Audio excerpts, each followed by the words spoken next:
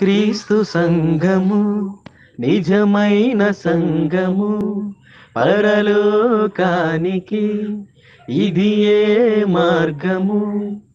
మరోసారి దేవుడు మనం నడిపించి ఆయన సన్నిధిలో మరి ఆయన ఆరాధించినప్పుడు దేవుడు మనం నడిపించిన అర్థాన్ని బట్టి దేవుడికి కృతజ్ఞతాస్తుతులు తెలియజేస్తూ చేసినటువంటి సహోదరి సహోదరులందరికీ కూడా క్రీస్తు నామములో వందనాలు తెలియజేస్తూ ఉన్నాను. ఐక్యత అనేటువంటి అంశంలో మొదటి భాగము పోయిన మనము నేర్చుకున్నాము. ఈ యొక్క సమయంలో ఐక్యత అనేటువంటి ఈ పాఠంలో రెండవ భాగంలో మనము చూడబోతున్నాము. ఈ రెండవ భాగంలో గమనించవలసినటువంటి విషయాలను ఆలోచన చేస్తున్నప్పుడు తండ్రి అయిన దేవునికి, కుమారుడైనటువంటి దేవునికి, పరిశుద్ధాత్మ దేవునికి ఉన్నటువంటి ఆ యొక్క అనుబంధము, ఐక్యత అనేది ఎలా ఉంది అనేది మనం చూసినప్పుడు బైబిల్లో చాలా వచనాలు మనకు కనబడుతూ ఉంటాయి. అందులో ఒక సందర్భాన్ని మనము చూసుకున్న తర్వాత మన యొక్క పాఠాన్ని కొనసాగించుకుందాము. మొట్టమొదట యేసుక్రీస్తు వారు బాప్తిసం పొందినప్పుడు ఏం జరిగింది అనేది మనం ఆలోచన చేస్తే మత్తయి సువార్త 3వ అధ్యాయము 16-17 వచనాలు. యేసు బాప్తిసం పొందిన వెంటనే నీళ్ళలో నుండి ఒడ్డునకు వచ్చెను. ఇదిగో ఆకాశము తెరవబడెను. దేవుని ఆత్మ పావురం వలె దిగి తన మీదికి వచ్చుట చూచెను. మరియు ఇదిగో ఈయనే నా ప్రియ కుమారుడు, ఈయనందు నేను ఆనందించుచున్నానని ఒక శబ్దము ఆకాశం నుండి వచ్చెను. మత్తయి గారు యేసుక్రీస్తు వారు యోహాను దగ్గర బాప్తిసం పొందినప్పుడు ఏం జరిగింది అనేటువంటి సందర్భాన్ని తన యొక్క మరి సువార్తలో రాస్తూ ఉన్నాడు. యేసుక్రీస్తు బాప్తిసం పొందినప్పుడు నీళ్ళలో నుండి ఒడ్డునకు వచ్చినప్పుడు ఆకాశము తెరవబడుట మొదటిది. రెండవది దేవుని ఆత్మ పావురం వలె దిగి వచ్చుట అనేది మనం చూస్తూ ఉంటాం. మూడవది పరలోకం నుండి ఒక శబ్దము వినబడుట. తండ్రికి, కుమారునికి, పరిశుద్ధాత్మనికి ఉన్నటువంటి ఆ ఐక్యతను మనం చూస్తున్నప్పుడు ఈ ముగ్గురు కూడా మరి ఈ ఒకే సందర్భంలో మనకి కనబడుతూ ఉన్నారు. తండ్రి కనబడట్లేదు కానీ తండ్రి యొక్క స్వరం మాత్రము వినబడుతుంది. పరిశుద్ధాత్మ ఎలా కనబడుతున్నాడు అంటే పావురం వలె కనబడుతూ ఉన్నాడు. మరి యేసుక్రీస్తు వారు శరీరధారిగా ఈ లోకంలో ఆయన కనబడుతూ ఉన్నాడు. ఈ ముగ్గురిని మనం చూస్తుంటున్నప్పుడు మరి ఐక్యత అనేటువంటి ఆ కోణంలో మనం ఆలోచన చేస్తున్నప్పుడు యేసుక్రీస్తు బాప్తిసం పొందినప్పుడు పరలోకమందు ఉన్నటువంటి తండ్రి అయినటువంటి దేవుడు, పరిశుద్ధాత్మ దేవుడు తమ యొక్క ఆనందాన్ని వ్యక్తపరుస్తూ ఉన్నారు. ఆ ఐక్యతని తెలియజేస్తున్నారు. అంటే దానికి పూర్తిగా వారు సమ్మతిస్తున్నారు అనేటువంటి విషయాన్ని మనం అక్కడ గమనిస్తూ ఉంటాం. మార్కు గారు కూడా ఇదే సందర్భాన్ని రాస్తూ ఉంటాడు. మార్కు సువార్త 1వ అధ్యాయము 10వ వచనం, 11వ వచనము, 12వ వచనం కూడా. మార్కు సువార్త 1వ అధ్యాయము 10, 11 వచనం. వెంటనే ఆయన నీళ్ళలో నుండి ఒడ్డునకు వచ్చుచుండగా, అంటే బాప్తిసం పొందిన తర్వాత ఆ దినంలో యేసు గలిలయలోని నజరేతు నుండి వచ్చి యోర్దానులో యోహాను చేత బాప్తిసం పొందెను. బాప్తిసం పొందిన తర్వాత వెంటనే ఆయన నీళ్ళలో నుండి ఒడ్డునకు వచ్చుచుండగా ఆకాశము చీల్చబడుటయు, పరిశుద్ధాత్మ పావురం వలె తన మీద దిగువచ్చుటయు చూచెను. మరియు నీవు నా ప్రియ కుమారుడవు, నీ యందు నేను ఆనందించుచున్నానని ఒక శబ్దము ఆకాశం నుండి వచ్చెను. ఇక్కడ కూడా మార్కు గారు ఇదే విషయాన్ని తెలియజేస్తూ ఉన్నాడు, రాస్తూ ఉన్నాడు. దాని తర్వాత లూకా సువార్త కూడా మనం చూసినట్లయితే ఇవన్నీ తెలిసినటువంటి మాటలే, కానీ వారిలో ఉన్నటువంటి ఐక్యతను తెలియజేసేటువంటి వాక్యాలు ఇవి. లూకా సువార్త 3వ అధ్యాయం 21-22 వచనాలు. ప్రజలందరూ బాప్తిసం పొందినప్పుడు యేసు కూడా బాప్తిసం పొంది ప్రార్థన చేస్తుండగా ఆకాశం తెరవబడి పరిశుద్ధాత్మ శరీర ఆకారముతో పావురం వలె ఆయన మీదికి దిగి వచ్చెను. అప్పుడు నీవు నా ప్రియకుమారుడవు, నీ అందు నేను ఆనందించుతున్నానని ఒక శబ్దము ఆకాశము నుండి వచ్చెను. ఆకాశమునకును మధ్యకును ఉన్నటువంటి దేవుడు పరిశుద్ధాత్మ దేవుడు భూమి మీద శరీరధారిగా మనుష్య కుమారుడుగా బాప్తిజం పొందినటువంటి దేవుడు యేసుక్రీస్తు ప్రభువారు పరలోకంలో నుండి ఒక శబ్దము ఆకాశం నుండి వస్తా ఉంది. ఆ ముగ్గురులో ఉన్నటువంటి ఐక్యతను ఇక్కడ తెలియజేయడం అనేది జరుగుతూ ఉంది. తర్వాత యోహాను సువార్త మనం గమనించినప్పుడు యోహాను సువార్త 1వ అధ్యాయము 32, 33, 34 వచనాలు. మరియు యోహాను సాక్ష్యం ఇచ్చు, ఆత్మ పావురం వలె ఆకాశం నుండి దిగి వచ్చిన చూచితిని. ఆ ఆత్మ ఆయన మీద నిలిచెను.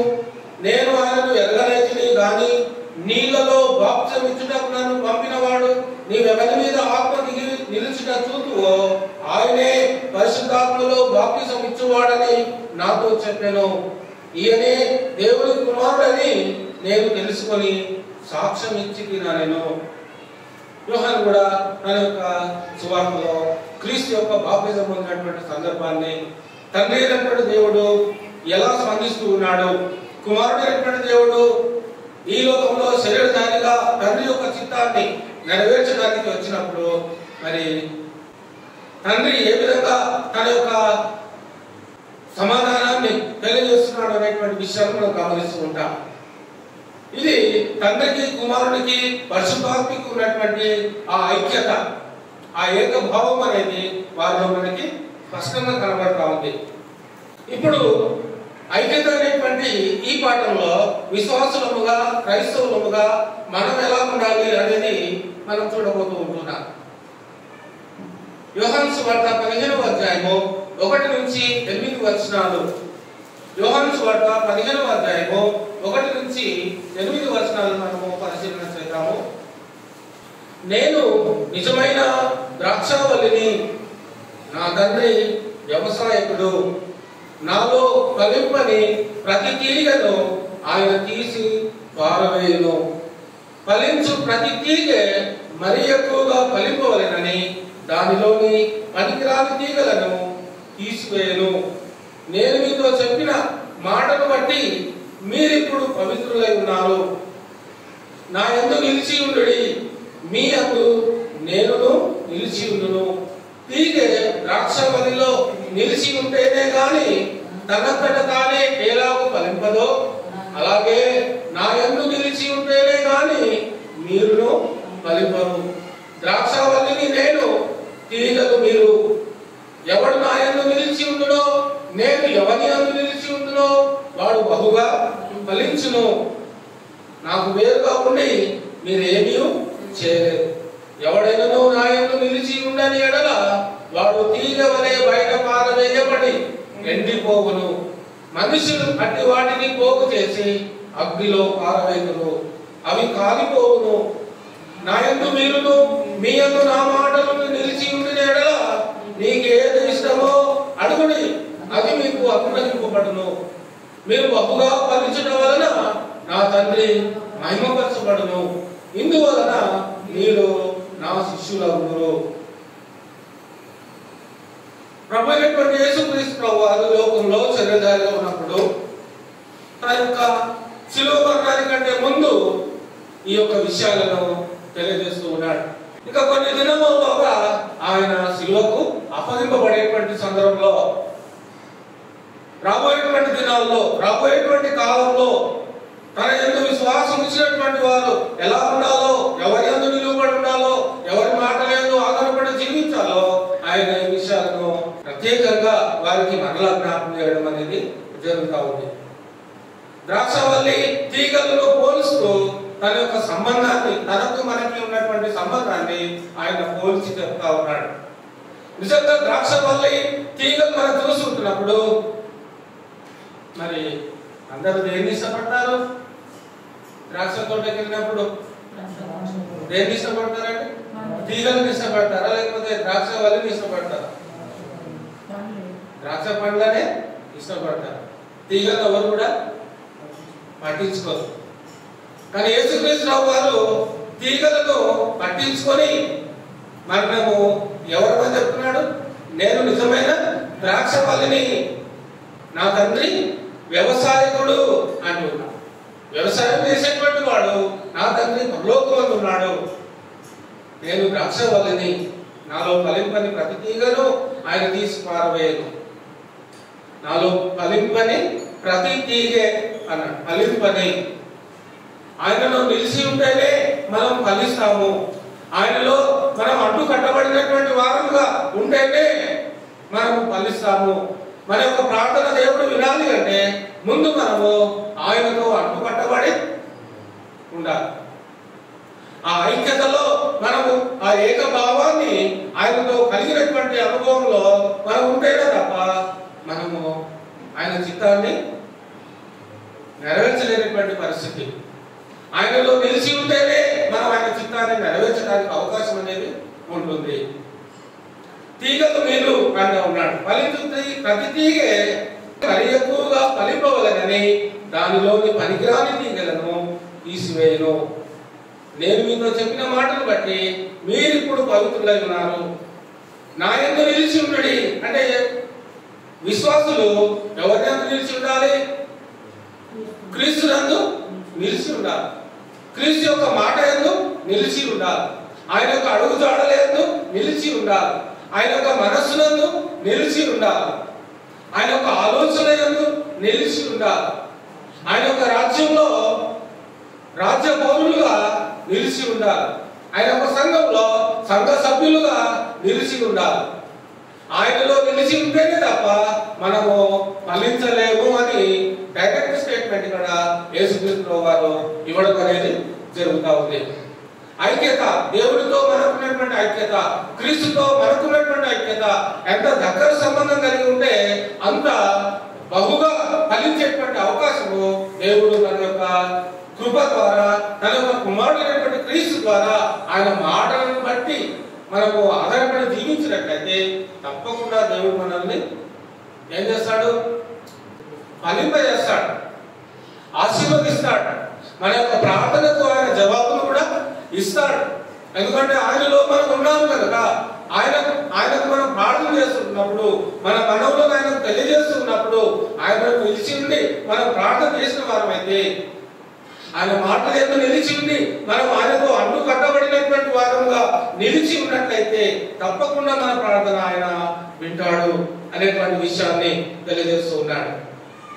ఇంకొక విషయాన్ని 5వ వచనం గమనించినట్లయితే, నా యందు నిలిచి ఉండుడి, మీ యందు నేనును నిలిచుండు. మొట్టమొదటి మన ఆలోచన, మన యొక్క గురి, మన యొక్క ఆశ ఏమై ఉండాలి అంటే ఆయనలో మనము నిలిచి ఉండాలి. ఆయనలో మనము నిలిచి ఉంటే ఆయన మన యందు నిలిచి ఉంటాడు. మనమే ఆయన యందు నిలిచి ఉండకపోతే, మనమే ఆయన రాజ్యంలో లేకపోతే, మనమే ఆయన సంఘంలో లేకపోతే ఆయన కూడా మనలో ఉంటాడు. ఐక్యత, ఆయనలో మనం ఉంటేనే మనం ఆయనలో ఐక్యంగా ఉన్నాడు. ఆయన సంఘంలో మనం ఉంటేనే ఆయనతో మనం ఐక్యంగా ఉన్నట్టు. కాబట్టి మీరు నా యందు నిలిచి ఉండుడి, మీ యందు నేను నిలిచి ఉందును. ఎందుకంటే ద్రాక్షవల్లి మరియు తీగలు రెండు ఎలా ఉంటాయి అంటే అంటు కట్టబడిన విధంగా ఉంటాయి. ద్రాక్షవల్లి మరియు తీగ ఎలా ఉంటాయి? సంబంధం లేనట్టు ఉంటాయా? సంబంధం కలిగినట్టుగా ఉంటాయి. తీగే ద్రాక్షవల్లితో అంటు కట్టబడి ఉంటేనే తప్ప అది బహుగా ఫలించలేనటువంటి పరిస్థితి. ఈరోజు విశ్వాసంగా ఉన్నటువంటి మనం, తీగగా ఉన్నటువంటి మనము దేనితో మనం అంటు కట్టబడి ఉండాలి, దేనితో ఐక్యత అనుబంధం కలిగినటువంటి వారంగా ఉండాలి అంటే క్రీస్తు అనేటువంటి ద్రాక్షవల్లితో మనం అంటు కట్టబడిన వారంగా ఉండాలి. ఆయనతో మనం అంటు కట్టబడిన వారంగా ఉంటేనే మనం ఫలిస్తాం. ద్రాక్షవల్లి లేకపోతే తీగకి విలువ ఎవరు ఇదివరకు చూడరు కూడా. ద్రాక్షవల్లిని తీసుకోవడానికి వచ్చినటువంటి ఎవరైనా కూడా దాంతో పాటు తమ దృష్టి తీగల మీద కూడా కొంచెము పోతుంది. ఎందుకు పోతుంది? ఆ ద్రాక్షవల్లితో తీగ అంటుకట్టబడి ఉంటుంది కాబట్టి ఆ దృష్టి దాని మీదకి పోతుంది. ఆ తీగ ద్రాక్షవల్లితో అంటు కట్టబడకపోతే మరి దాన్ని ఎవరు కూడా చూడరు. ఇక్కడ యేసుక్రీస్తు ప్రభువు చెప్పేటువంటి ఉద్దేశం ఏంటంటే, నాలో మీరు నిలిచి ఉండండి, నాలో మీరు ఐక్యంగా ఉండండి, నాలో మీరు కలిసి మెలిసి ఉండండి, అది చెప్తా ఉన్నాడు. ఆ సంబంధాన్ని తెలియజేస్తూ ఉన్నాడు. నాకు వేరుగా ఉండి మీరు ఏమీ ఆయనతో అంటు కట్టబడక ఉండి, ఆయన యొక్క సహవాసంలో లేకుండా దూరంగా ఉండి, ఆయన యొక్క పౌరులుగా లేకుండా దూరంగా ఉండి, ఆయనతో ఐక్యత లేనటువంటి వారుగా ఉండి మీరు ఏమీ చేయలేరు అంటా ఉన్నాడు. అంటే ఏదో చేయడానికే దేవుడి లోకంలో మనల్ని పుట్టించాడు. ఏదో మనము దేవుడి యొక్క కృపలో వర్ధిల్లడానికి, ఆయన ప్రేమలో మనము జీవించడానికి, ఆయన చిత్త ప్రకారంగా జీవించడానికి దేవుడు మనల్ని మరి ద్రాక్షవల్లి తీగలు అంటున్నప్పుడు ఆ తీగలతో దేవుడు మనల్ని పోలుస్తూ ఉన్నాడు. నేను ద్రాక్షవల్లిని అయితే మీరు తీగలు, నాలో మీరు నిలిచి ఉండాలి, మీరు నా యందు నిలిచి ఉంటే నేను మీ యందు నిలిచి ఉంటా, అప్పుడు మీరు బహుగా ఫలిస్తారు. మీకు ఏది అవసరమో అడగండి, నా యందు మీరు నిలిచి ఉండి మీకు ఏది అవసరమో అడగండి, అది నేను మీకు ఇస్తాను అంటారు. ఎంతో కాలంగా మనం ప్రార్థిస్తూ ఉంటాం. మరి ప్రార్థనకి జవాబు కొన్ని సందర్భాల్లో రాదు, కొన్ని సందర్భాల్లో వెంటనే ప్రార్థనకు జవాబు రాదు. మరికొన్ని సందర్భాల్లో మనము ప్రార్థన చేయకపోయినా కూడా దాని జవాబు దేవుని దగ్గర నుండి మనకి వస్తుంది. కొన్నిసార్లు ప్రార్థన చేసిన తర్వాత దాని జవాబు దేవుని దగ్గర నుండి మనకి వస్తుంది. చెప్పాలనుకున్నటువంటి విషయం ఏంటంటే, మనము క్రీస్తులో అంటు కట్టబడిన వారుగా ఉండాలి. అంటు కట్టబడిన వారు క్రీస్తు తండ్రితో ఎలాగైతే అనుబంధాన్ని కలిగిన వాడే ఉన్నాడో, ఎలా ఐక్యత కలిగినటువంటి వాడుగా తన తండ్రితో యేసుక్రీస్తు వారి లోకంలో జీవించాడో, అదే మాదిరిగా మన విషయంలో మనం ఆలోచన చేస్తున్నప్పుడు పరలోకమందున్నటువంటి దేవుడు యజమానుడుగా ఉన్నాడు. ఆ పరలోకమైనటువంటి దేవుడు నాటితే ఇక్కడ ఈ లోకంలో ద్రాక్షవల్లిగా క్రీస్తు మరి కనబడుతూ ఉన్నాడు. మనం క్రీస్తును చూపెట్టాలి అంటే మనం ఆయనకు అడ్డు కట్టబడి ఉండాలి. క్రీస్తును మనం చూపెట్టాలి లోకానికి. నాలో ఫలింపని ప్రతి ఒక్కడు, మరి నాలో ఫలింపని ప్రతి తీగే ఎక్కడ పారవేయబడుతుందట? అగ్నిలో పాడవే. ఫలింపని ప్రతి తీగ అంటే క్రీస్తులో మనం నిలిచి ఉండకపోతే, క్రీస్తుతో మనం అంటు కట్టబడకుండా ఉంటే, క్రీస్తులో ఐక్యత కలిగిన వారుగా మనం లేకుండా జీవిస్తే చివరికి ఆయన వచ్చినప్పుడు ఏం చేస్తాడు అంటే అగ్నిలో పడవేస్తాడు. మనం అగ్నిలో పడవేయబడాలి అంటే ఆయనతో దూరంగా ఉంటే సరిపోతుంది. లేదు, నేను ఆయనతో కూడా సదాకాలము ఆ నిత్య జీవంలో, ఆ సంతోషకరమైనటువంటి ఆ పరలోకంలో నేను ఆయనతో కూడా వెళ్ళాలి అంటే ఈ లోకంలో ఆయనతో నువ్వు ఐక్యత కలిగిన వాడవై ఉండాలి, సంబంధం కలిగిన వాడవై ఉండాలి. చాలా మంది క్రైస్తవులు అని చెప్పుకోవడానికి సిగ్గుపడతా ఉంటారు. చాలా మంది లోకంలో క్రైస్తవులు అని చెప్పుకోవడానికి సిగ్గుపడతా ఉంటారు. నేను క్రీస్తు సంఘం యొక్క సభ్యుణ్ణి అని చెప్పుకోవడానికి కూడా సిగ్గుపడతా ఉంటారు. మరి అంత పాపం యేసుక్రీస్తు వారు ఏం చేశాడో నాకైతే తెలియలేదు. ఇక్కడ యేసుక్రీస్తు వారు ఏం చెప్తున్నాడు అంటే, మీరు నా యందు నిలిచి ఉండండి, నేను మీ యందు ఉంటా. మనం ఆయన యందు నిలిచి ఉండాలని యేసుక్రీస్తు వారు చెప్తా ఉన్నాడు. కాబట్టి మనం చెప్పుకోవడం వరకే కాకుండా ఆ క్రియ ద్వారా ఆయన మనము ప్రపంచానికి చూపెట్టేటువంటి వారంగా మనం జీవించవలసినటువంటి అవసరం ఉంది. ఐక్యత, ఆయనతో ఉన్నటువంటి ఆ సంబంధము, ఐక్యత అనేది నిత్యము ఈ జీవితంలో జీవించినంత కాలము ఆ ఐక్యత అనుబంధాన్ని ఆయనలో మనము కలిగి జీవించవలసినటువంటి అవసరం ఉంది. రోమపత్రిక 6వ అధ్యాయము 5వ వచనం గమనిద్దాము. మరియు ఆయన మరణం యొక్క సాదృశ్యమందు ఆయనతో ఐక్యము గలవారమైన ఎడల ఆయన పునరుత్థానము యొక్క సాదృశ్యమందును ఆయనతో కూడా ఐక్యము గలవారు ఉందమో.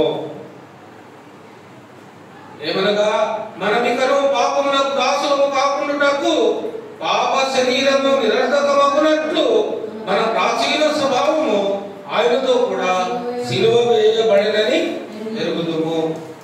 చనిపోయిన వాడు పాప విముక్తుడని తీర్పు పొంది ఉన్నాడు.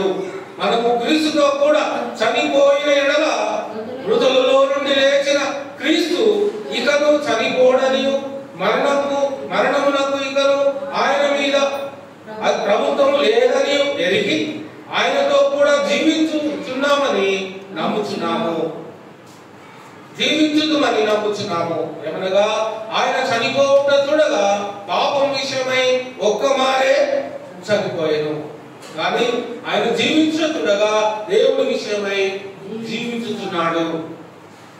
ఐక్యత క్రీస్తు యొక్క మరణంలో మనము ఐక్యము గలవారుగా ఉండాలి. క్రీస్తు యొక్క సమాధిలో మనము ఐక్యం గలవారుగా ఉండాలి. క్రీస్తు యొక్క పునరుత్థానంలో మనము ఐక్యం గలవారుగా ఉండాలి. బాప్తిజం ద్వారా అది సాధ్యం. నువ్వు బాప్తిజం పొందుతున్నప్పుడు ఆయన మరణంలో నువ్వు పాలు పొందుతున్నావు, ఆయన సమాధిలో నువ్వు పాలు పొందుతున్నావు, ఆయన పునరుత్థానంలో నువ్వు పాలు పొందుతున్నావు. ఐక్యత. క్రీస్తు నా కోసం మరణించాడు కాబట్టి నేను లోకం విషయంగా జీవించకుండా, లోక సంబంధంగా జీవించకుండా నేను మరి పాపం విషయమై నేను బాప్తిజం ద్వారా ఏం చేయబడుతున్నాను అంటే మరణిస్తూ ఉన్నాను. క్రీస్తుతో కూడా నేను మరణిస్తున్నాను, నేను సమాధి చేయబడుతున్నాను. ఆయన పునరుత్థానం యొక్క సాదృశ్యమందు మనమును నూతన జీవం పొందిన వారమై మనమును బాప్తిజం ద్వారా ఏం చేయబడుతున్నా, లేపబడుతూ ఉన్నా. ఆయన ఒక్కమారే మన కోసం ఆయన చనిపోయాడు. ఆయన చూస్తున్నప్పుడు మరి నిరంతరము ఆయన జీవించు దేవుడుగా ఉన్నాడు. ఇంకా ఆయన వచ్చి మన కోసం మరణించేటువంటి అవకాశం ఏమీ లేదు. ఒక్కసారే ఆయన మన కోసం తన ప్రాణాన్ని పెట్టాడు. ఆయన ఒక్కసారి ప్రాణం పెట్టినందుకే ఈ లోకానికి ఏమొచ్చింది అంటే రక్షణ అనేది వచ్చింది. శాశ్వతమైనటువంటి రక్షణలో మనం పాలు పొందాలి అంటే ఆయనతో కూడా ఆయన మరణంలో, సమాధిలో, పునరుత్థానంలో ఐక్యము గలవారుగా ఉండాలి. తర్వాత ప్రారంభ శతాబ్ద కాలంలో సంఘంలో మనం గమనిస్తున్నప్పుడు సంఘం ప్రారంభమైనటువంటి ఆ దినాలలోనే వారిలో ఉన్నటువంటి ఐక్యత ఎలా ఉందో చూద్దాం. అపోస్తల కార్యం 2వ అధ్యాయము 37వ వచనం నుంచి 42వ వచనం వరకు. అపోస్తలుడైన పేతురు గారు సువార్తను ప్రకటించినప్పుడు మరి సంఘము పెంతెకోస్తు పండుగ దినమందు మరి పరిశుద్ధాత్మ వారి మీదకి దిగినప్పుడు అన్ని భాషలతో వారు మాట్లాడుతున్నప్పుడు వారు మాట్లాడినటువంటి మాటల్లో ఏంటి అన్నప్పుడు యేసుక్రీస్తును గురించినటువంటి శిలువ మరణానికి సంబంధించినటువంటి ఆయన యొక్క జీవితానికి సంబంధించినటువంటి విషయాలు, దేవుని యొక్క ప్రణాళికలో క్రీస్తు ఏమై ఉన్నాడు అనేటువంటి విషయాలను, మరి ఆయన మరణాన్ని, సమాధిని, పునరుత్థానాన్ని, ఆయన అనుగ్రహించేటువంటి రక్షణను, విమోచనను, నిత్య జీవమును ఎలాగో సంపాదించుకోవాలి అనేటువంటి విషయాలు తెలియజేసినప్పుడు 37వ వచనంలో వారి యొక్క స్పందన మనం చూస్తూ ఉంటాం. వారు ఈ మాట విని హృదయంలో నొచ్చుకొని, సహోదరులారా మేమేమి చేద్దామని పేతురును కడమ అపోస్తలులను అడగగా, పేతురు అంటా ఉన్నాడు, మీరు మారుమనసు పొంది పాప క్షమాపణ నిమిత్తము ప్రతివాడు యేసుక్రీస్తు నామమున బాప్తిస్మము పొందుడి, అప్పుడు మీరు పరిశుద్ధాత్మ వరమును పొందుతారు. క్రీస్తు యొక్క రక్షణను, క్రీస్తు అనుగ్రహించేటువంటి రక్షణను స్వీకరించాలి అంటే మీరు సువార్తను వినాలి, సువార్తను నమ్మాలి, సువార్త పక్షంగా మీరు నిలువబడాలి. మరి నిలువబడి క్రీస్తు నా కోసం చనిపోయాడు, సమాధి చేయబడ్డాడు, తిరిగి లేపబడ్డాడు కాబట్టి ఆయన మరణము నా విషయంలో నిష్ప్రయోజనము కావద్దు. క్రీస్తు యొక్క మరణము నా విషయంలో నిష్ప్రయోజనము కావద్దు. నాకు ఒక ప్రయోజనకరంగా ఆయన నా కోసం మరణించాడు కాబట్టి మరి నేనేం చేయాలి, మేమేం చేస్తే మాకు విడుదల వస్తుంది, మేమేం చేస్తే మాకు పాపం పోతుంది అని వారందరూ కూడా శిష్యులను అడిగినప్పుడు వారు ఇచ్చినటువంటి సమాధానం ఏంటంటే, మీరు మారుమనసు పొంది లోక సంబంధమైనటువంటి అంతవరకు జీవించినటువంటి జీవితం విషయంలో మీరు మార్పు పొందిన వారుగా మీ మనస్సులను మార్చుకోవాల్సినటువంటి అవసరం ఉంది. మీ జీవితాలను సరిదిద్దుకోవాల్సినటువంటి అవసరం ఉంది. పాప క్షమాపణ నిమిత్తము మీ పాపములు క్షమించబడాలి అంటే మీరందరూ కూడా యేసుక్రీస్తు నామములో బాప్తిజం పొందితేనే మీ పాపాలు క్షమించబడతాయి. మీరు దేవుని బిడ్డలు అవుతారు. మీరు పరిశుద్ధ జనాంగం అవుతారు. దేవుడు అబ్రహాముకి ఇచ్చినటువంటి వాగ్దానంలో వారసులు అవుతారు. నిత్య జీవానికి మీరు వారసులు అవుతారు. కాబట్టి మీరు రక్షించబడాలి అంటే మీరు క్రీస్తు నామములో బాప్తిజము పొందాలి అన్నప్పుడు వారి యొక్క స్పందన, వారి యొక్క ఐక్యతను తెలియజేస్తున్నారు. వెంటనే 9వ వచనంలో కూడా చూస్తే ఈ వాగ్దానం మీకును మీ పిల్లలకు దూరస్తులందరికీ అనగా ప్రభు అయిన మన దేవుడు తన యొద్దకు పిలిచిన వారందరికీ చెందినది వారితో చెప్పాను. ఇకను అనేక విధములైన మాటలతో సాక్ష్యం ఇచ్చి మీరు మూర్ఖులకు ఈ తరపు వారికి వేరై రక్షణ పొందుడని వారిని హెచ్చరించను. మూర్ఖులకు ఈ తరపు వారికి వేరై రక్షణ పొందుడని. క్రీస్తు ఈ లోకంలో చనిపోయినప్పుడు మరి ఆ తరం ఎలా ఉంది? ఆ తరం ఎలా ఉంది? మూర్ఖపు తరంగా ఉంది. అందుకే ఏం చేశారు అంటే క్రీస్తుని సిలువకి చంపేశారు, సిలువకి ఎక్కించి చంపేశారు. కాబట్టి ఆ మూర్ఖమైనటువంటి తలంపును మీరు మాని ఆయన మన కోసం చనిపోయాడు కనుక ఆయనను మీరు స్వీకరించవలసినటువంటి అవసరం ఉంది. ఏ రాయినైతే మీరు వద్దనుకున్నారో, ఏ రాయినైతే మీరు కాదనుకున్నారో అదే రాయి మూలకి తలరాయి అయింది అంటూ ఉంటాడు. మీరు ఏ రాత్రి అయితే కాదనుకున్నారో, దేన్నైతే మీరు వద్దనుకున్నారో అదే రాయి మనకి మూలకి తలరాయి అవుతా ఉంది. కాబట్టి మూర్ఖపు తరం వారికి వేరే రక్షణ పొందండి అని పేతురు మరియు అపోస్తులు వారికి సువార్త ప్రకటించినప్పుడు 41వ వచనంలో వారి స్పందన మనం చూడవచ్చు. కాబట్టి అతని వాక్యము అంగీకరించిన వారు బాప్తిస్మము పొందిరి. అతని వాక్యం అంగీకరించిన వారు ఏం చేస్తున్నారు అంటే వాక్యానికి తమ యొక్క అనుమతిని తెలియజేస్తూ ఉన్నారు, తమ యొక్క అంగీకారాన్ని తెలియజేస్తా ఉన్నారు. తాము ఏమై ఉన్నారో, ఎంత పెద్ద తప్పు వారు చేశారో క్రీస్తు విషయంలో, వారి జీవితంలో వారికి ఉన్నటువంటి పాపమును తొలగించుకోవడానికి, పాపమును క్షమించుకోవడానికి వారు క్రీస్తు యొక్క కృపను బట్టి, ఆయన చేసినటువంటి ఒక శిలువ మరణపు కారణాన్ని బట్టి హృదయపూర్వకంగా ఆయనను వారు అక్కడ స్వీకరించే మనసు, ఆ ఐక్యతను అక్కడ వారు తెలియజేస్తారు. 3000 మంది రక్షించబడ్డారు. అంటే ఇప్పుడు 3000 మంది ఒకే ఆలోచనతో ఉన్నట్ట, వివిధ రకరకాల ఆలోచనలు కలిగి ఉన్నట్ట? ఈ 3000 మంది ఒకేసారి బాప్సం తీసుకున్నారంటే ఆ 3000 మంది ఒకే రకంగా ఆలోచించారా, రకరకాలుగా ఆలోచించారా? ఒకే రకంగా ఆలోచించారు. ఐక్యత దేని విషయంలో ఐక్యత? వాక్యం విషయంలో ఐక్యత, వాక్యానికి లోబడే విషయంలో ఐక్యత, వాక్యాన్ని అర్థం చేసుకునేటువంటి విషయంలో ఐక్యత. ఆ 3000 మంది ఆ సువార్తను విని వారు బాప్తిజము పొందారు. 3000 మంది ఒకే టైంలో, ఒకే సమయంలో, ఒకే దినమందు 3000 మంది అక్కడ బాప్తిజం పొందారు. 42వ వచనంలో చూస్తే వారిలో ఉన్నటువంటి ఐక్యత వారు ఎలా కనపరుచుకుంటున్నారో దేవుని విషయంలో చూస్తాం.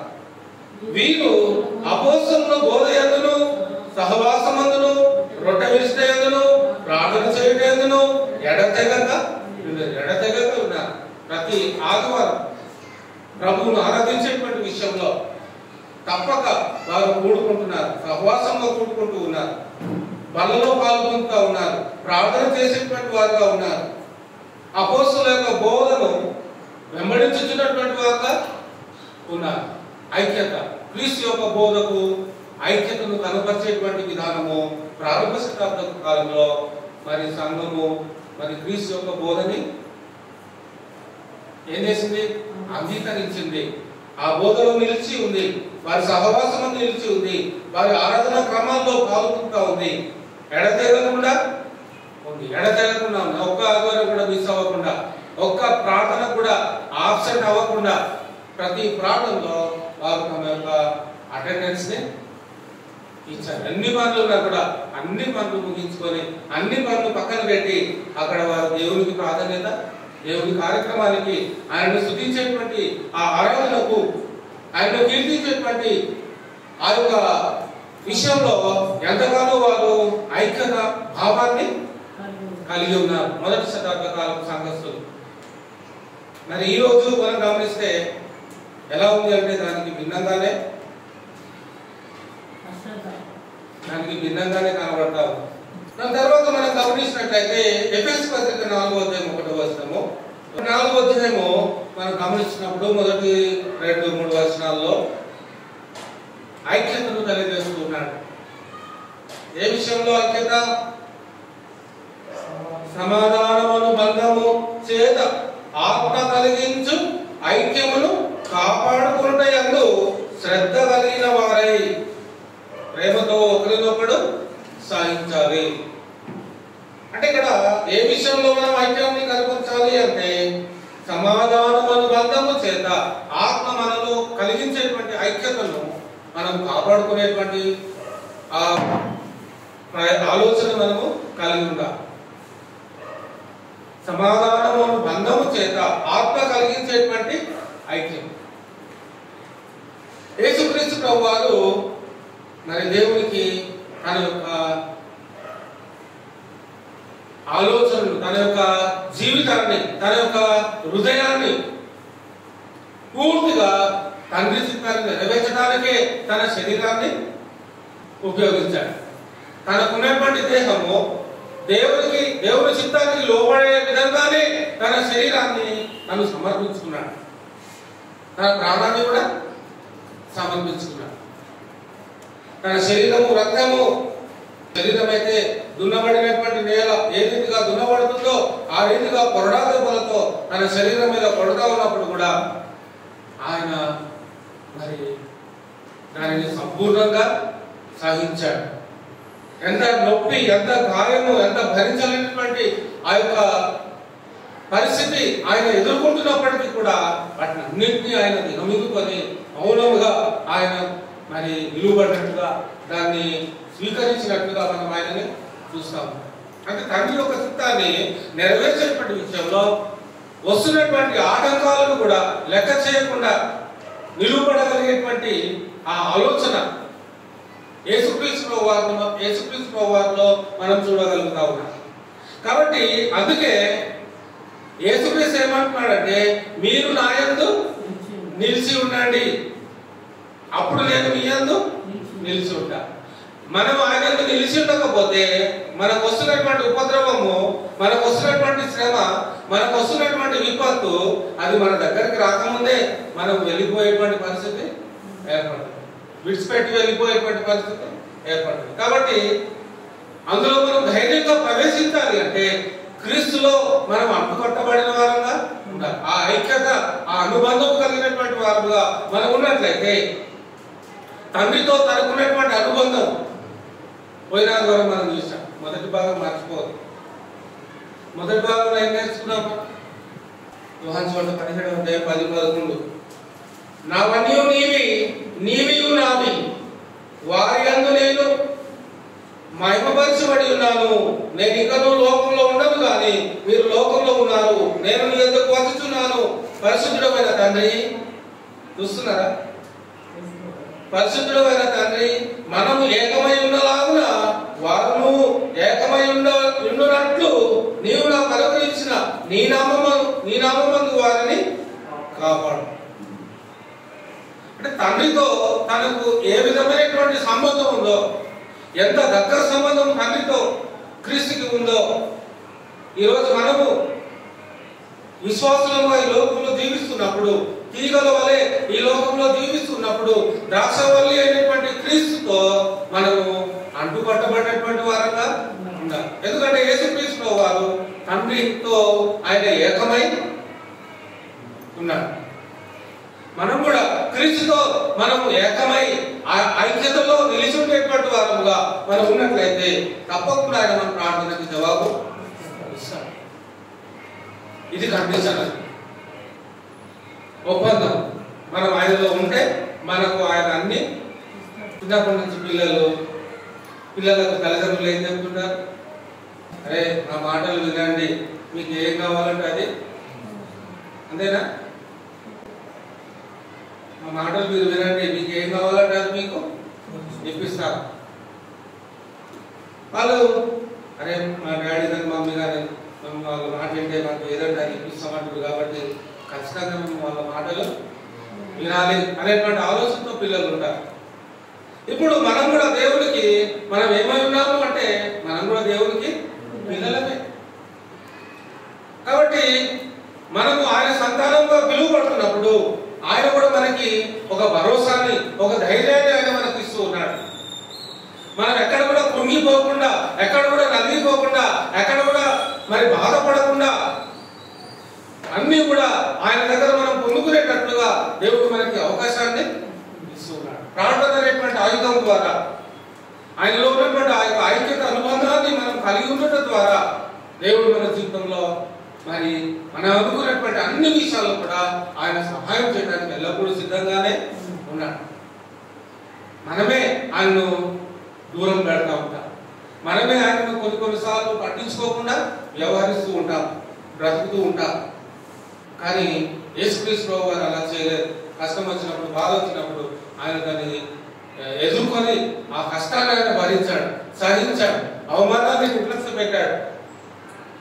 మనల్ని పరలోకానికి తీసుకొని రావడానికి, మనల్ని నరకం నుండి తప్పించడానికి ఆయనే మరి తండ్రితో తనకున్నటువంటి ఆ యొక్క ఐక్యత అనుబంధాన్ని కలిగినటువంటి వాడై ఆయన ఈ లోకంలో అన్నింటినీ కూడా ఆయన భరించాడు, మరణించాడు, తిరిగి మూడవ రోజు మృత్యుంజయుడే తిరిగి లేకపోతాడు. ఇప్పుడు మనల్ని కూడా ఆయన తీసుకొని వినడానికి ఆయన రాబోతా ఉన్నాడు. కాబట్టి ఆయన వచ్చినప్పుడు మనము ఆ యోగ్యతలో నిలిచి ఉండేటువంటి వారంగా మనల్ని మనం సిద్ధపరచుకోవాల్సినటువంటి అవసరం ఉంది. క్రీస్తులో ఐక్యత కలిగినటువంటి ఆ బంధాన్ని మనకు ఎల్లప్పుడూ కూడా విడిపోని వారముగా మనం జీవించవలసినటువంటి అవసరం ఉంది. అందుకే ఎఫెసు పత్రిక 4వ అధ్యాయం 1వ వచనంలో ఏం చెప్తున్నాడు అంటే, సమాధానము బంధము చేత ఆత్మ కలిగించు ఐక్యమును కాపాడుతున్నయందు. ఏ ఆత్మ ద్వారా అయితే మనము దేవుడితో ఐక్యం గల వారముగా నిలువబడతా ఉన్నామో దానిని మనం కాపాడుకోవాల్సినటువంటి బాధ్యత మన మీద ఖచ్చితంగా ఉంది. ఆత్మ కలిగించేటువంటి ఐక్యత, ఈ ఐక్యత అనేది పోయిన వరకు నేను ప్రశ్న వేసినాను ప్రారంభంలో. ఐక్యత అనేది ఎక్కడ ప్రారంభమైంది?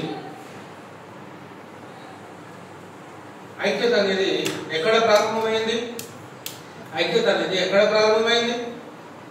పరలోకమందు తండ్రి, కుమారుడు, పరిశుద్ధాత్మ, ఈ ముగ్గురు కూడా ఐక్యంగా ఉన్నారు, ఒకేలాగా ఉన్నారు, ఒకే తలంపు కలిగిన వారుగా ఉన్నారు, ఒకే ఆలోచన కలిగినటువంటి విధానంతో వారు కలిగినటువంటి వారుగా ఉన్నారు. అందుకే ఇక్కడ చాలా జాగ్రత్తగా గమనించండి. ఎఫెసు 4:1 కాబట్టి మీరు సమాధానమును బంధము చేత ఆత్మ కలిగించు ఐక్యమును, ఆత్మ కలిగించు ఐక్యమును. ఐక్యం ఎక్కడి నుంచి వస్తుంది? ఐక్యం అనేది ఎక్కడి నుంచి వస్తుంది? ఆత్మ ద్వారా వస్తుంది. అంటే దేవుడి యొద్ద నుండి వస్తుంది ఐక్యత అనేది. మనం సృష్టించుకోలే ఐక్యత, మనకు ఐక్యత లేదు. అసలు ఐక్యత అనే పదానికి ఆ పదము పిలిచేటువంటి అర్హత కూడా మనకు లేదు. ఏమంటారు? అంతేనా? ఐక్యత అనేటువంటి ఆ పదం పిలిచేటువంటి అర్హత మనకు లేదు. కానీ దేవుడిలో ఆ ఐక్యత ఉంది. ఆ ఐక్యత మనము కలిగి ఉండాలని దేవుడు కోరుతా ఉన్నాడు. అంటే ఇప్పుడు ఐక్యత ఎక్కడ ప్రారంభమైంది అంటే దేవుడి వద్ద నుండే అది మనకి ఐక్యత అనేది ఎలా ఉండాలి, ఎలా కలిసి ఉండాలి అనేది దేవుడే మనకి చెప్తా ఉన్నాడు. ఈ లోకంలో ఎవరు చెప్పలేరు ఐక్యత గురించి, దేవుడే చెప్పాలంటే. ఎందుకంటే ఆయన మనల్ని సృష్టించాడు కాబట్టి, ఆయన మనల్ని సృష్టించాడు కాబట్టి. హేబెలును చంపినప్పుడు కయ్యను దేవుడు ఎందుకు శిక్షించాడు? కయ్యను దేవుడు ఎందుకు శిక్షించాడు? ఎందుకు అతడు దేశ దిమ్మరయ్యేటట్లు చేశాడు. అన్నదమ్ములలో ఏం లేదు, ఐక్యత లేదు. అంతేనా? అంటే దేవుడు ఎందుకు కోరుకోవటం లేదు? ఐక్యతకు దూరంగా జీవించడం దేవుని చిత్తము కాదు.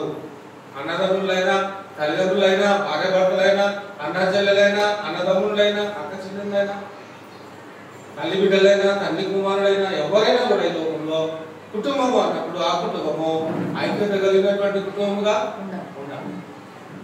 అలాగే భార్య భర్తలను కూడా పరిశుద్ధాత్మ దేవుడు పౌలు ద్వారా ఏం పలికిస్తున్నాడు అంటే వారిద్దరూ ఏక శరీరం అవుదురు అంటారు. చూడడానికి ఇద్దరుగా కనబడుతున్నారు కానీ వారిద్దరు ఒకే శరీరము అంటారు. ఐక్యతని తెలియజేసేటువంటి మాటలు. శరీరాలు రెండు, వ్యక్తులు ఇద్దరు, కానీ వారు ఎలా ఉండాలి? భార్య భర్తలు ఎలా ఉండాలి అని చెప్తున్నాడు దేవుడు. ఒక్క శరీరముగా ఉండాలి, ఒక్క ఆలోచనతో ఆ కుటుంబము నడవాలి. భార్యకి శిరస్సు, స్త్రీకి శిరస్సు పురుషుడు, పురుషుడికి శిరస్సు క్రీస్తు, క్రీస్తుకు శిరస్సు దేవుడు అనేటువంటి మాటలు మనం బైబిల్లో చూస్తూ ఉంటాం. ఎఫెసు పత్రిక 4వ అధ్యాయంలో కూడా మనం గమనిస్తున్నప్పుడు ఆత్మ కలిగించు ఐక్యమును కాపాడుకున్నట్టును శ్రద్ధ కలిగిన వారమై, శ్రద్ధ చూపించాలంట మనం దేని విషయంలో? ఆత్మగా ఐక్యత కలిగి జీవించే విషయంలో మనం శ్రద్ధ చూపించాలి, ఆసక్తి చూపించాలి.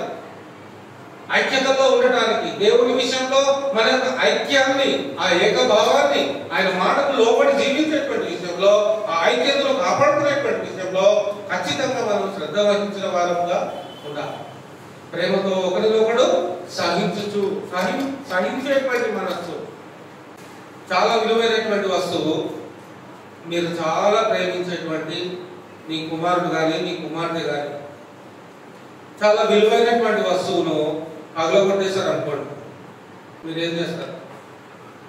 మీరు చాలా ప్రేమించేటువంటి మీ కుమారుడు కావచ్చు, కుమార్తె కావచ్చు, చాలా ప్రేమిస్తారు. అసలు ఎంత ప్రేమిస్తారంటే వాళ్ళ కళ్ళలో నీళ్లు రాకుండా చూడడం, అంత ప్రేమించడం. చాలా విలువైన వస్తువు పడేశారు, వాళ్ళ కంట్లో నీళ్ళు రావద్దు, వాళ్ళ వంటికి దెబ్బ పడదు. ఏం చేస్తారు? ఏం చేయరా? ఎక్కువ ప్రేమిస్తే పలిగిపోయినా కూడా ఇంకోటి కొనుక్కోవచ్చులే. అంటే ఆ వస్తువు కంటే ఎవరికి ప్రాధాన్యత ఇస్తున్నారు మనము? అలాంటి ఎవరికి ఇస్తున్నారు అంటే ఎవరైతే ఎక్కువ ప్రేమిస్తున్నారో వాళ్ళకి ఆ ప్రాధాన్యత అనేది అక్కడ ఇవ్వడం బట్టి నష్టం ఎంత వచ్చినా కూడా దాని విషయంలో బాధ కాదు. అదే కోణంలో ఇక్కడ ఆత్మ కలిగించేటువంటి ఐక్యతను కాపాడుకునే విషయంలో ప్రేమతో ఒకరినొకడు సహించు అన్నాడు.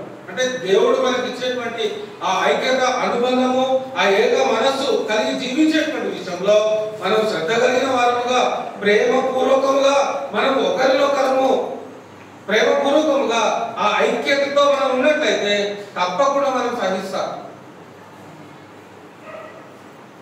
అదే బయటి వాడు, మనం తెలియని వాడు వచ్చి మన విలువైన వస్తువును పడేస్తే అప్పుడు మీ రియాక్ట్ ఎలా ఉంటుంది? మీ పిల్లలు విలువైన వస్తువు పడేస్తే మీ రియాక్ట్ ఎలా ఉంటుంది? బయట వ్యక్తి మీ వస్తువు పడవేస్తే మీ రియాక్షన్ ఎలా ఉంటుంది? అది మీకే వదిలేస్తున్నాను. అదే తేడా ఇక్కడ చెప్తున్నాడు. ఆత్మ కలిగించు ఐక్యమును కాపాడుకునే విషయంలో ప్రేమపూర్వకంగా మీరు ఒకరినొకడు సహించగలుగుతారు.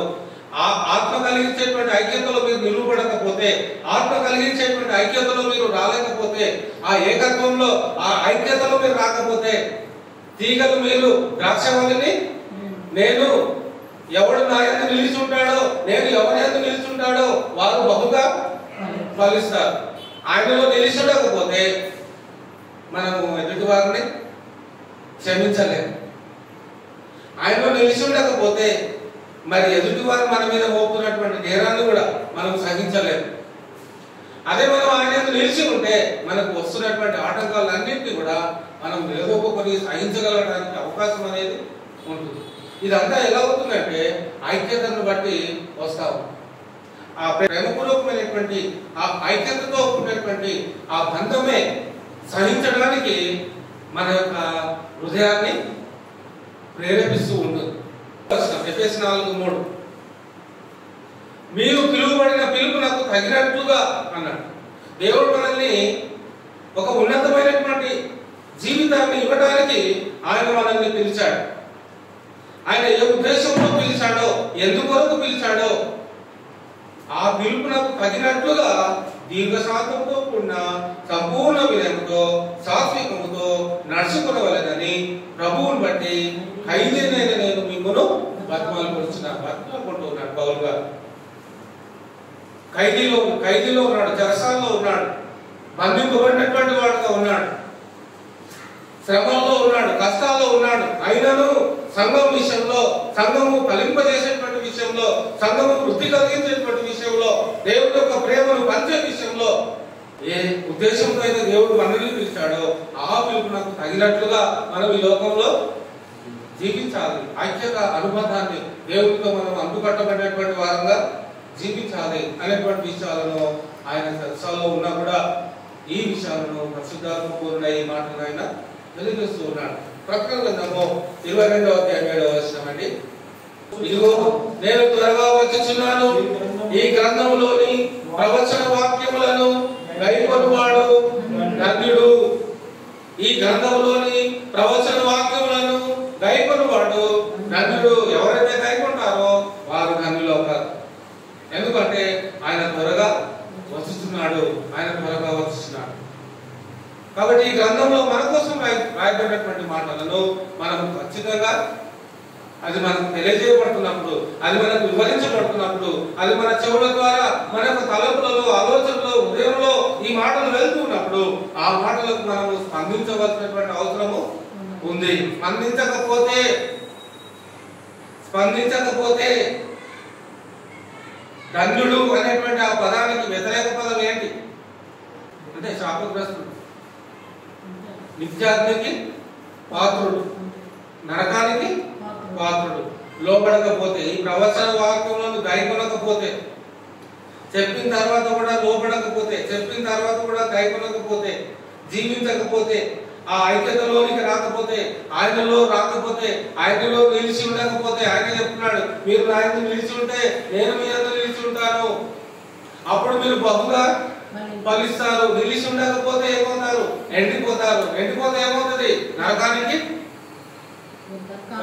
కాల్చబడతారు. కాబట్టి గైకొనేవాడే ధన్యుడు, గైకొనని వాడు దరిద్రుడు. ఈ లోకంలో ధనవంతుడు చనిపోయిన తర్వాత దరిద్రుడు అయ్యాడు, ఈ లోకంలో దరిద్రుడు చనిపోయిన తర్వాత ధనవంతుడు అయ్యాడు. కాబట్టి ఈ లోకంలో మనకు ఏదైతే గొప్పగా అనిపిస్తుందో అదే మనల్ని నాశనానికి నడిపిస్తుంది. కానీ దేవుడి ఉద్దేశంలో దేవుడు ఏదైతే మనకి గొప్పగా చూపిస్తున్నాడో దాన్ని మనం స్వీకరించినట్లయితే, దాన్ని మనం గైకొన్నట్లయితే, మొదటి శతాబ్ద కాలంలో 3000 మంది ఒకే దినమందు 3000 మంది ఆ ఐక్యత, ఆ భావన రక్షించబడేటువంటి విషయంలో ఎలాగైతే వారు చూపెట్టారో వారి ద్వారానే సంఘము అనేది భూమి మీద విస్తరించబడింది. వారి ద్వారానే ఈ సంఘం అనేది విస్తరించబడింది. ఈ రోజు మనం క్రైస్తవులుగా పిలువబడుతున్నాము అంటే దానికి మూల కారణము ఆ 3000 మందిని బట్టి అపోస్తుల పాదముల వద్ద తెచ్చి వాళ్ళు తమ స్థిరాస్తులను అపోస్తుల యొక్క పాదముల వద్ద తెచ్చి పడవేసినట్ట. పడవేసినప్పుడు వాళ్ళు ఏం చేశారు అంటే వారు ఆ ధనాన్ని వారి కోసము, వారి ఆహారం కోసము అక్కడ వారు ఖర్చు పెట్టారు. తర్వాత ఆయా ప్రాంతాలకి, ఆయా దేశాలకి వెళ్ళి సువార్త ప్రకటించడానికి దాన్ని వారు ఉపయోగించారు. అలాగే మన భారతదేశానికి కూడా సువార్త అనేది తోమ ద్వారా వచ్చింది. ఆ 3000 మంది ఇచ్చినటువంటి సంద ద్వారా తోమ భారతదేశానికి వచ్చాడు. అందుకే భారతదేశంలో అనేది కేరళ అనేటువంటి రాష్ట్రంలో తోమ ద్వారా క్రీస్తు యొక్క సువార్త అనేది ప్రవేశించబడింది.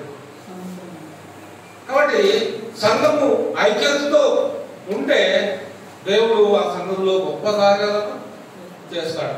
అందుకే సంఘంలో ఉన్నటువంటి మనము ఐక్యతతో, మనము ఆత్మ కలిగించేటువంటి ఐక్యతను కాపాడుకునేటువంటి విషయంలో శ్రద్ధ కలిగినటువంటి వారమై, విశ్వాసంలో కాపాడుకునేటువంటి వారమై, క్రీస్తు యొక్క రాకడ సమీపించుతున్నది కనుక ఖచ్చితంగా మనము ఈ ప్రవచన వాక్యములను గైకొనవలసినటువంటి అవసరము ఉంది. గైకొనకపోతే నష్టపోతాం, గైకొనకపోతే నరకానికి వెళ్తాం.